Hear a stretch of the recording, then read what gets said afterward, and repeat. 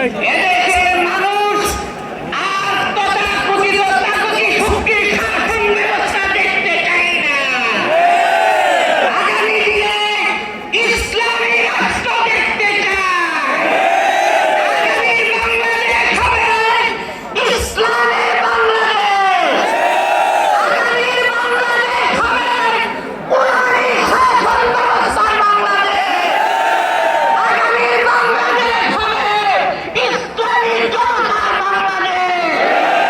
সংগ্রামী তৌহিদি জনতা, যারা শরিয়া আইনকে বিশ্বাস করে না, যারা বলে কোরআনের সাথে রাষ্ট্র ব্যবস্থার কোনো সম্পর্ক নেই, তাদেরকে আগামী নির্বাচনে বয়কট করতে হবে।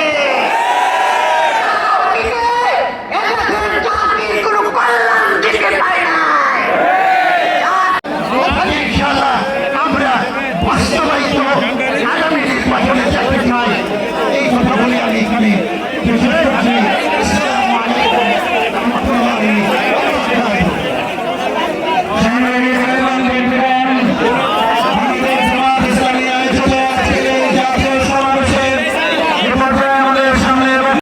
বারাকাতুহু।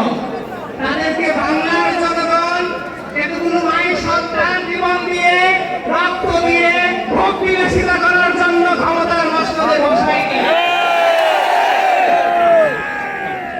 আমি সরকারকে আহ্বান করব, অনুরোধ করব, আপনারা দৃষ্টি আকর্ষণ করেন,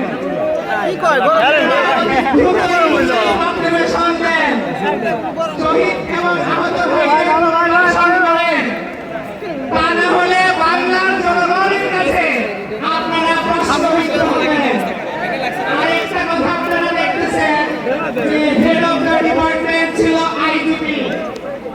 বিভিন্ন রকমের চক্রান্ত চলতেছে।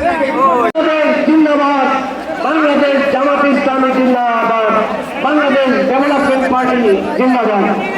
সংগ্রামী সাথী ও বন্ধুগণ, আজকের এই ঐতিহাসিক জাতীয় সমাবেশে এখন আপনাদের সামনে বক্তব্য উপস্থাপন করবেন বাংলাদেশের সর্বোচ্চ আদালত, বাংলাদেশ সুপ্রিম কোর্টের বিজ্ঞ আইনজীবী, বাংলাদেশের আইনজীবীদের প্রিয় সংগঠন বাংলাদেশ লয়ার্স কাউন্সিলের সংগ্রামী কেন্দ্রীয় সভাপতি, বিজ্ঞ